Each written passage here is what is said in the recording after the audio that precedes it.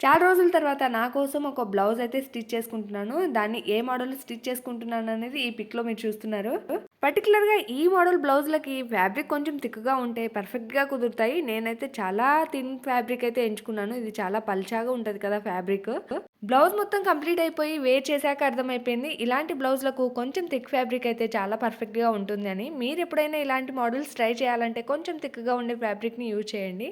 Blouse neck part కొంచెం స్టిఫ్‌గా ఉండడానికి నేనైతే పేపర్ క్యాన్వాస్‌నైతే యూజ్ చేశాను. ఇలాంటి నెక్కులున్న వాటికి పేపర్ క్యాన్వాస్ యూజ్ చేశామంటే డీటెయిలింగ్ అనేది బాగా తెలుస్తుందనమాట నెక్ డిజైన్‌లవి.